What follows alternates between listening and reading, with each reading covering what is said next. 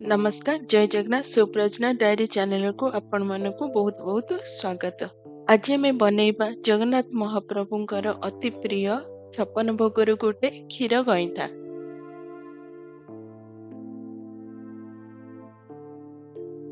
सब आगे आम गोटे कप चाउल चूना नबा। गोटे कप चाउल चूना रे आम गोटे कप पानी देकी बैटर प्रस्तुत करदबा।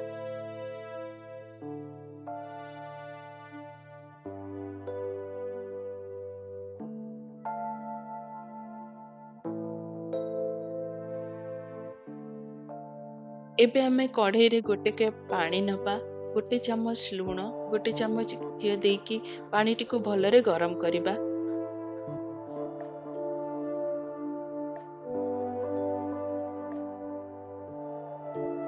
पानी भलरे गरम हैला परे बैटर टिको पानी रे ऐड करी भलरे मिक्स करिबा ताकि बैटर रे लंग्स न आसु। बैटर टिको कंटिन्यूअसली गोळौथिबे जेपर्यंत बैटर टी सॉलिड न होईची। एबे हमर जंतणी प्रस्तुत हो जाइए। जंतणी टिको ठंडा करिया पय रखिदबा।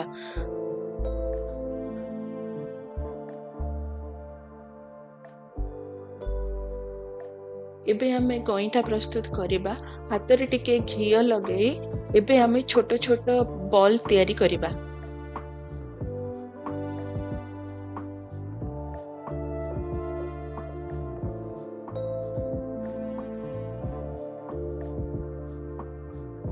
एबे आमे गोटे कढ़ाई रे 600 रु 700 ml क्षीर नबा। क्षीर रे किछि तेजपत्र और किछि अलैच नेकी क्षीर टिको फुटेइबा।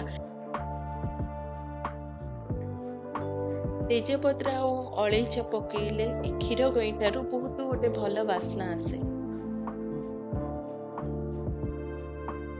क्षीर गईठारे क्रीमी टेक्सचर आनिया पाई आमे एठी 2 कप मिल्क पाउडर रे टिके गरम क्षीर ऐड करिकि एबे क्षीर रे गोळेइ दबा।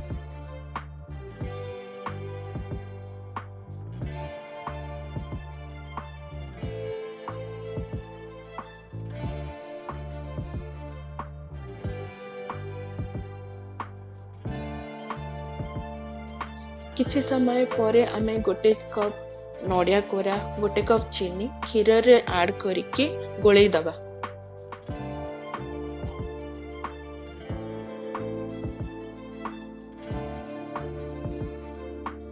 भल कि क्षीर फुटी गला परे आमे रखिथिबा गईठा को एबे क्षीर रे ऐड कर दबा।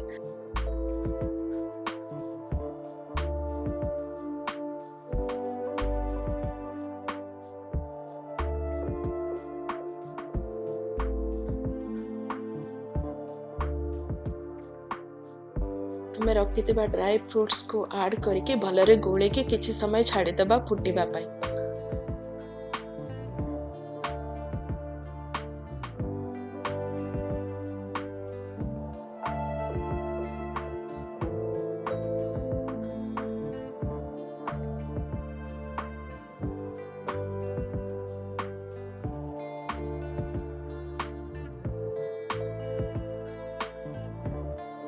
मझिरे मझिरे क्षीर गईठा को भलरे गोळौथिबे।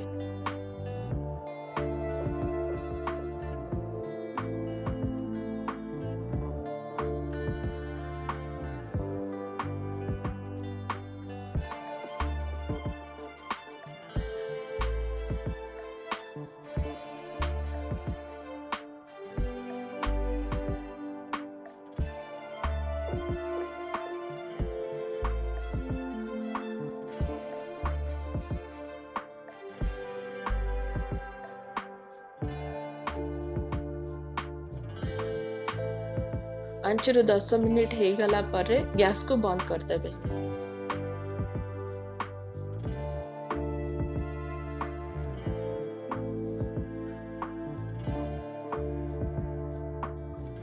एबे हमर रेडी हो जाइए रसगोल्ला परी नरम नरम गईठा पिठा खीरी। हमर ये रेसिपी टी भल लगी वीडियो टी को लाइक करिवे शेयर करिवे और आम चैनल टी को सब्सक्राइब करने को जमा भी भूलिबेनी।